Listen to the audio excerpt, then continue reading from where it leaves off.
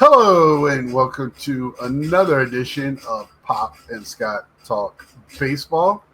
Um, we're in August now, nitty gritty. I think for the most part, we know where probably division winners, one or two maybe still outlying. A couple of playoff spots kind of up for grabs. But just getting It's ready pretty for well playoff set. baseball. What's that? It's pretty well set. I mean, the two Western divisions, you're not sure who's going to win it, but the team doesn't matter who wins it. It looks like the same. The teams are going to be in the playoffs. So Right. we'll just have to wait and see. Yeah, and I mean, and the teams that are in first look good right now. I mean, both of them. All it takes a couple of bad games. We know that, but we're running out of games really, really fast. Dodgers are not going to finish first. They're not. They lost again yesterday. San Diego's within one game, but we'll go over that later on. Yeah. And I got another teaser. I got another teaser. I usually end each program with a yogiism, but this week I'm going to end with a popism. Okay.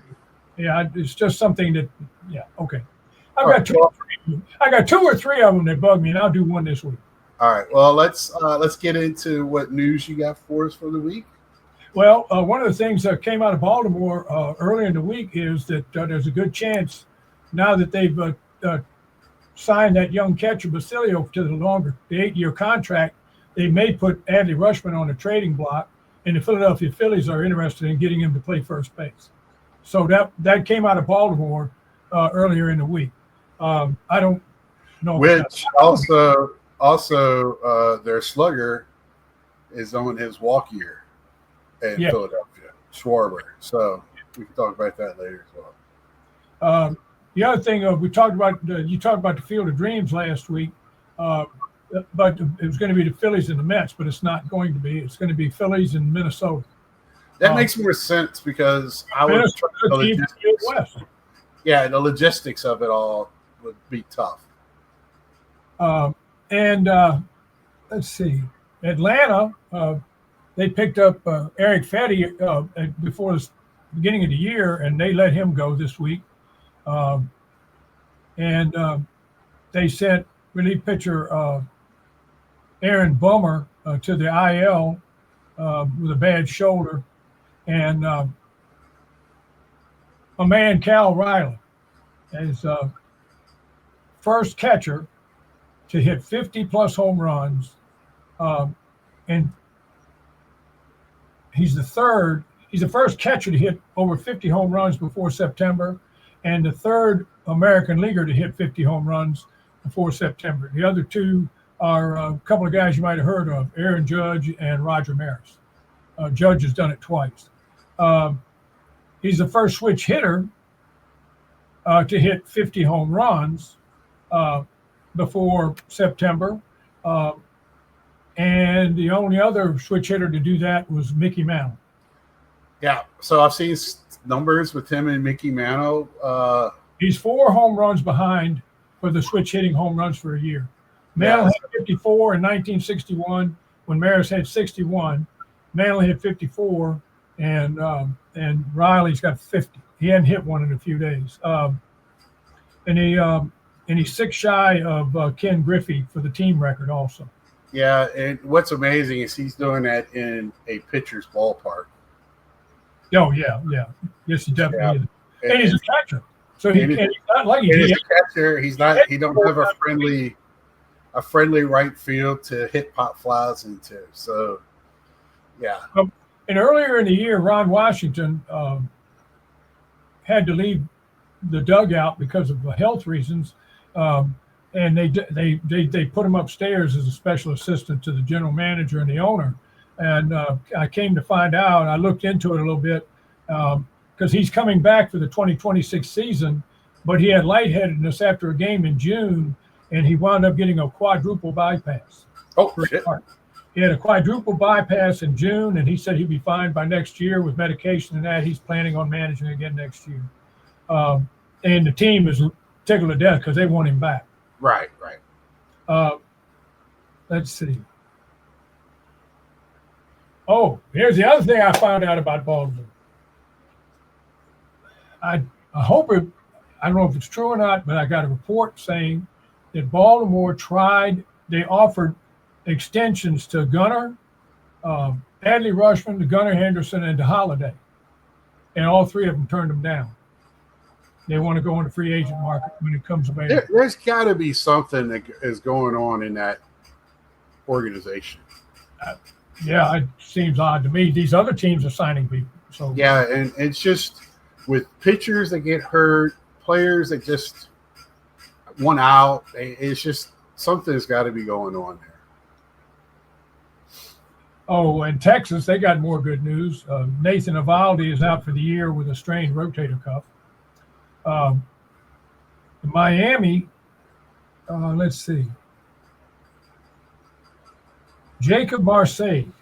He has played 24 games with Miami. He has 10 doubles, 3 triples, and 4 home runs. And the last person to do that in 24 games in a season was in 1936 named Joe DiMaggio. So a lot of these young players are doing a lot of good things. Right. St. Louis, Wilson Contreras got 6-game suspension. He threw a bat.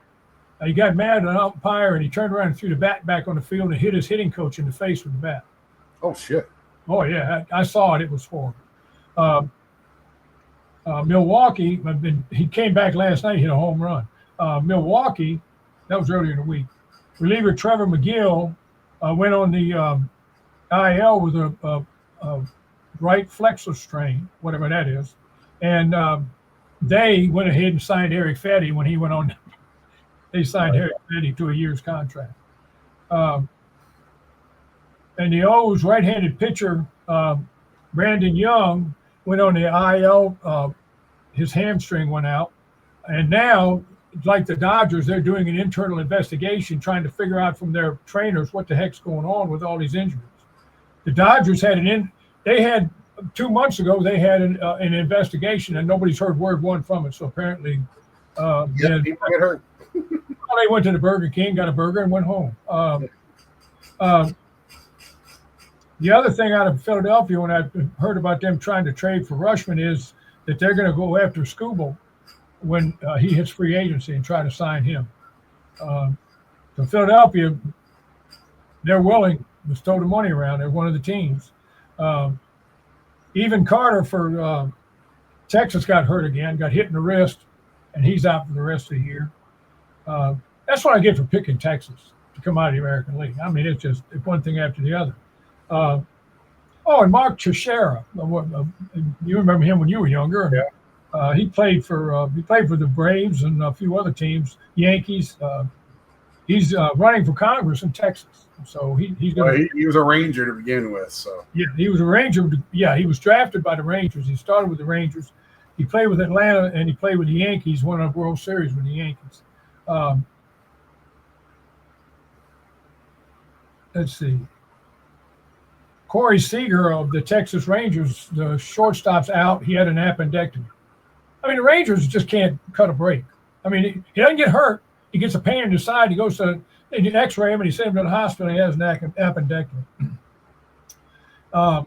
Cleveland released Carlos Santana. He wasn't hitting his hat size, so they got rid of him. This past week, Phillies beat Atlanta 19-4, and Schwarber hit 4 home runs, had 9 RBIs in the game. He had a chance to hit a home run against a position player who was throwing about slow pitch softball up there, and he popped up to second base. Right. Yeah, but I mean, he has some history there. He's in a club with some elite people now. So. Oh yeah. And I mean, that puts him even more in the forefront of MVP talk. So. Oh sure, you and I have advocated for that. Yeah. I don't know. I was looking at, for him to be a DH, he has to get 500 home runs, and I think that's going to be a tough one to get for him at his age. But we'll see. All right, San Diego, who's again gaining on the Dodgers. The Los Angeles Dodgers, ladies and gentlemen, are old, and they're playing like it. They look old, and they're playing like it. But Xander Bogaerts had a left foot fracture the other night, and hit a foul ball off his foot. And they had to put him on the IL. Hopefully, he'll only be there for a few days. Oh, and here's something: the Boston Red Sox released Walker Buehler, who they signed to a $21 million contract this year, but he was 7-7 and had a 9-something earned run average, 7-something. So they cut him. They got rid of him. And then this is just me because I'm 79, and this Randy Moffett passed away. He's 76 years old. He was a relief pitcher, pitched 12 years in major leagues, and I remember when he was a relief pitcher for Baltimore at one time. His claim to fame was he was the younger brother of Billie Jean King, the tennis, the woman that really brought women's tennis to the forefront. And he had a long illness, and he passed away this week. Shohei Ohtani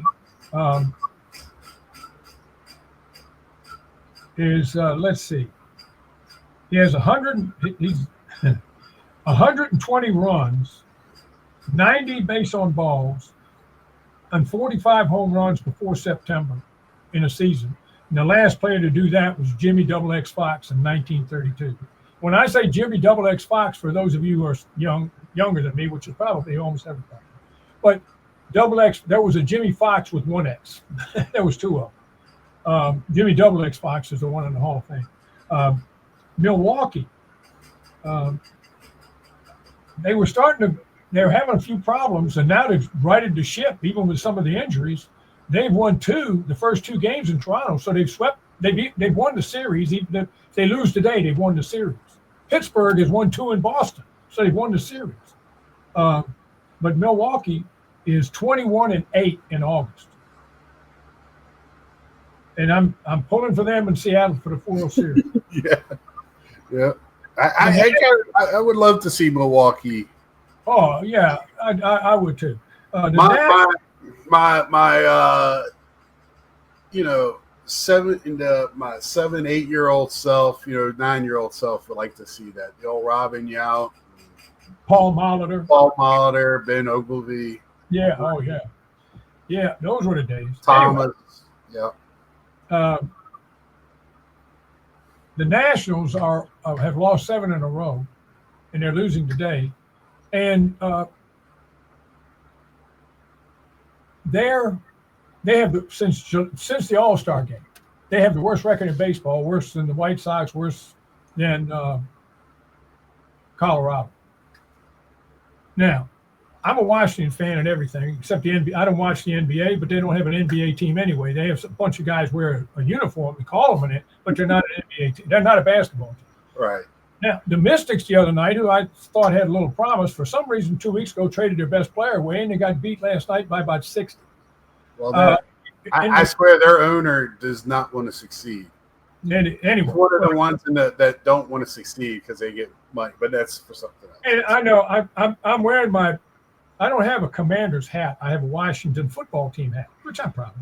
I have 2 Redskin hats, and I've got my Commander shirt. So I'm wearing that this week because they might win a game. Most of my Washington teams don't do very well. Well, a lot of people are picking them to win the division. Well, hopefully they do. But anyway, if things weren't going bad enough for the Nationals, Mackenzie Gore in his last 6 games has got a 9-point-something ERA, and they put him on the IL because his shoulder's now sore, and so he's on the right. IL. It's funny. He was promoted in the first half of the year as a Cy Young hopeful, and now, he fell off a cliff. We talked about the trades at the trading deadline and who won the trade war, and I said, well, what San Diego picked up, I got to go with San Diego. But I'm going to go with one trade. One that San Diego made. They got Francisco Liriano from the Orioles. This guy is killing it in San Diego. He's won 2 games for him. Got the winning hit in 2 games. He's got something like a 385 batting average since he's gotten to San Diego. He's just killing it. And that right now, it might not be at the end of the year because they still got several games to play, but it might be by the end of the year. That'll go down as the best trade by a long shot. Right. Going into the standings, as you said, Well, Toronto's got a 2-game lead on New York. Okay, yeah, let's stop right here. I love my son with all my heart, and he's a Mets fan. So last week I had to talk him off the ledge.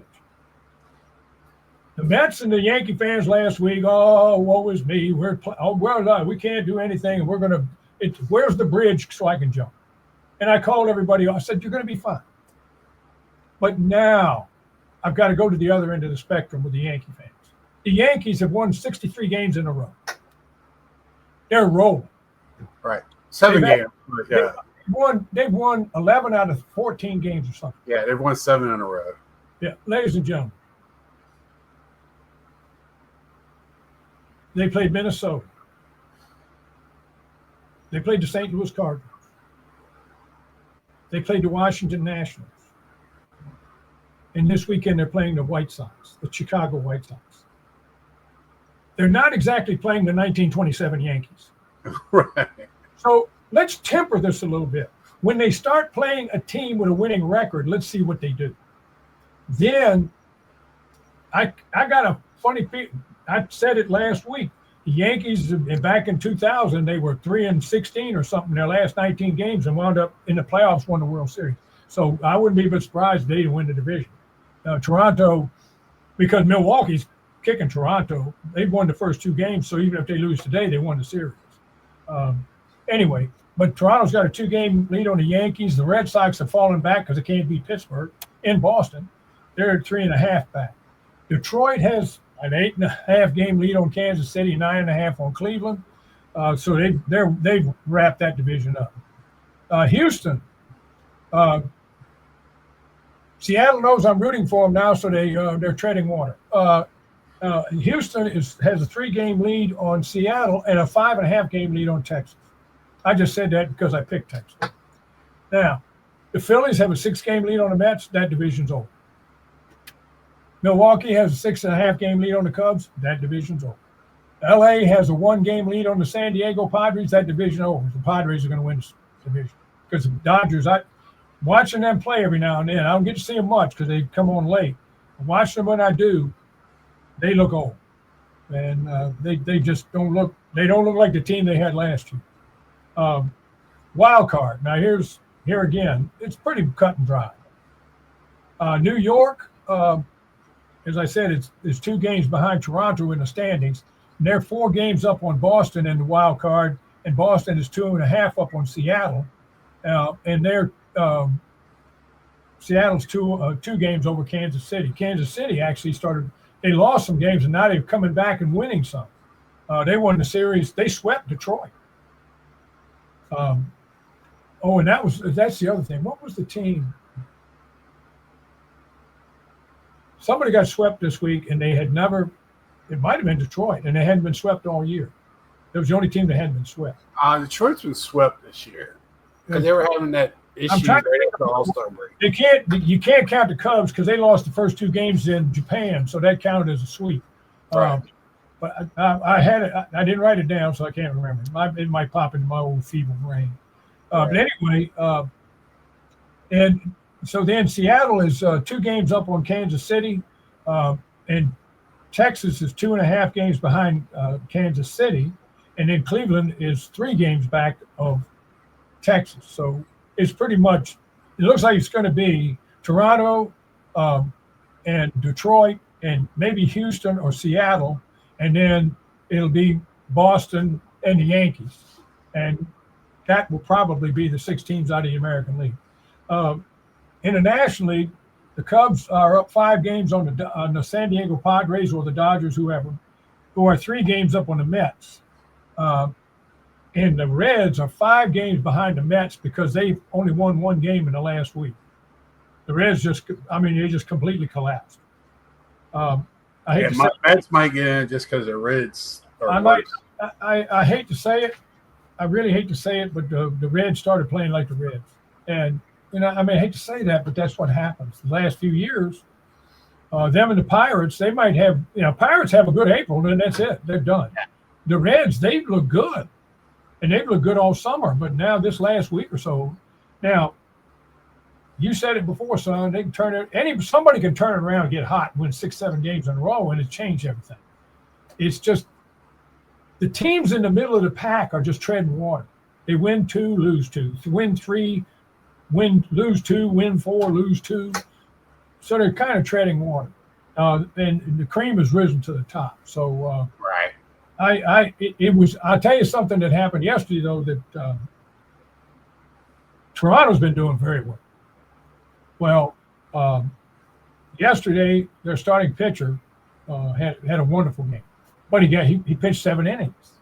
They brought the guy in the 8th inning, and Toronto gave up about 47 runs. I mean, Milwaukee came in there and scored about 3 or 4 runs, and the fans in Toronto were booing. You don't hear the fans in Toronto boo much, but they were booing. Right. And they also were booing the Red Sox in Boston because they lost to Pittsburgh. Now, the first 6 innings, Skeens was pitching, so I don't know what, you don't boo then. But yeah, well, here's an interesting note too. So the pitcher that was for Boston, that was a call-up, Toll. Yeah. So, and they showed, on MLB or whatever, they had a camera in the room when they got the news. They called him in. The manager for the minor league team said, I just want to show you this. Saturday is Skeens versus to be determined for Boston. He goes, how does Skeens versus Toll sound? And the guy started crying because, that was him getting called up for that game. I don't know. That's a big deal. You get to play against Skeens in your first. Yeah, that's big. That's big. Like a freshman walking into, and at the end of practice, and you're going out to play the first game against Mississippi, and the coach says, "You're the quarterback, kid. Go get them." I mean, you might not win, but you're really happy. Yeah. You're on a big stage, big night. Everybody's watching you. So. And the other thing I read this week, son, that the TV ratings for college softball and baseball were up this year all across the country. Good. There was a lot of people watching the girls softball and the boys baseball. Just if anybody cares, we do talk baseball. So they had the tryouts for the first women's baseball league since the World War II, right? This week in Washington, they had the tryouts, and then they played like a scrimmage game where they split the 2 teams up in Nationals Park. So next year they're supposed to have a 6-team, I believe, league. So interesting. I tell you what, if somebody told me I threw like a woman or a girl, I say thank you very much, because the short arm lobbing days, I didn't see any of that in the what I'm watching. And women's softball, they throw hard, the women outfielders gun people out to plate. It's a different game. It's I believe in the softball they're gonna have to move the fences back again, and maybe move the bases a little bit because they're just getting too good. They're too athletic. Yeah, and that's it's good for the game. I don't know if the bases are different or the pitching mound is different. It looked like they're playing in Nationals Park on regulation diamonds. So I know the international play that the women play in is regular. So it was interesting. So just to let everybody know that is going on. It's baseball. It's just more baseball. Yeah. I know Commissioner Manfred watches the show. He doesn't comment, but I know subscribe. He watched it last year because he did a couple of things we asked him to do. Right. I got another thing for you, Commissioner. If you realign, go to 2, I don't care. Get rid of divisions, I don't care. Do whatever you want to do with that. Please don't add 2 new teams. Please. Yeah, water down league.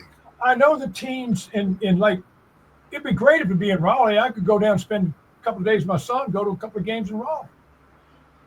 That'd be nice. It'd be nice for the people in Portland or Salt Lake City or something like that. But there's not enough pitching to go around now. How how are you going to do? What are you going to bring AA kids up and let them pitch? I mean, I'm not talking about fielding and hitting. I'm talking about pitching. Pitching's the name of the game. You don't have enough pitchers to go around now to complement bullpens or have starting pitching. Because your third and fourth pitcher and fifth pitcher on a lot of these teams has like a 6.5 earned run average because that's the best they got. Yeah. So you it's just going to water it down. When you're sitting here watching the World Series and the teams that are supposed to be the two best teams have to go to a bullpen game for their fifth game, that tells you where we're at with pitching right now. Exactly. So, but I have an idea. Commissioner, move Tampa to Raleigh. There you go. Move Miami to Portland or Montreal. But I mean, Tampa doesn't have a stadium. Yeah. They don't have a stadium. Move them to Raleigh. Build a nice stadium. But the people in Carolina go crazy. They're baseball nuts anyway. Yeah, baseball everywhere. The minor league stadiums here are packed every night. Now they have specials.